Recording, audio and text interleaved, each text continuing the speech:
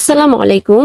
বিজেপির সঙ্গে স্থানীয় বাসিন্দাদের শক্ত অবস্থান নিয়ে বিএসএফ কাঁটাতারের বেড়া স্থাপনা নির্মাণ বন্ধ রাখতে বাধ্য হলেও এ নিয়ে চড়াচ্ছে উত্তেজনা। নতুন করে দুই দেশের মধ্যে তৈরি হয়েছে টানাপোড়েন। ভারতকে গণ অভ্যুত্থান পরবর্তী বাস্তবতা মেনে নিয়ে সংকট নিরসনে উচ্চ পর্যায়ে সমঝোতার পরামর্শ বিশ্লেষকদের। ছাত্র জনতার অভ্যুত্থানে গত 5 আগস্ট আওয়ামী লীগ সরকারের পতন, পালিয়ে ভারতে আশ্রয় নেন পতিত সরকার প্রধান শেখ হাসিনা। টানাপোড়েন শুরু ঢাকা দিল্লি সম্পর্কে।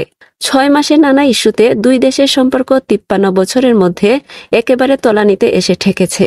পররাষ্ট্র সচিব পর্যায়ের বৈঠকে দুই দেশের সম্পর্ক স্বাভাবিক করার বিষয়ে আলোচনা হলেও বাস্তবতা ভিন্ন। এরই মধ্যে নতুন করে সীমান্তে উত্তেজনা শুরু। লালমনিরহাটের পাটগ্রাম সীমান্তে 2 কিলোমিটার এলাকায় ভারতের কাঁটাতারের বেড়া। নওগাঁর দামইরহাট সীমান্তে কাঁটাতারের বেড়া নির্মাণ চেষ্টা। সিলেটের বিয়ানীবাজারের গোছঘাটা সীমান্ত এলাকায় 200 বছরের পুরনো মসজিদ পুনর্নির্মাণ বাধা।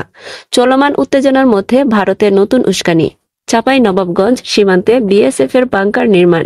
একই এলাকায় শুক্রবার বিএসএফ এর গুলিতে এক বাংলাদেশি আহত হন। এছাড়াও সীমান্তের বিভিন্ন স্থানে ঘটছে অনাকাঙ্ক্ষিত ঘটনা।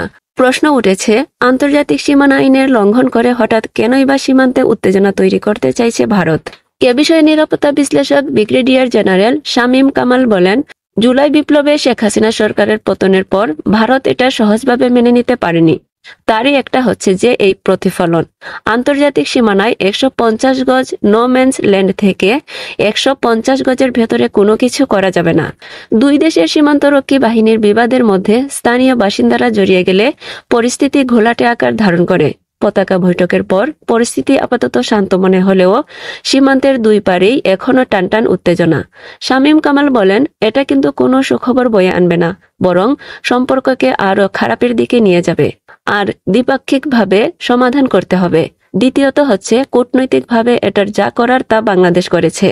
এদিকে সীমান্ত আপাতত শান্ত অবস্থায় থাকলেও সতর্ক অবস্থানে রয়েছে বিজিবি ও বিএসএফ।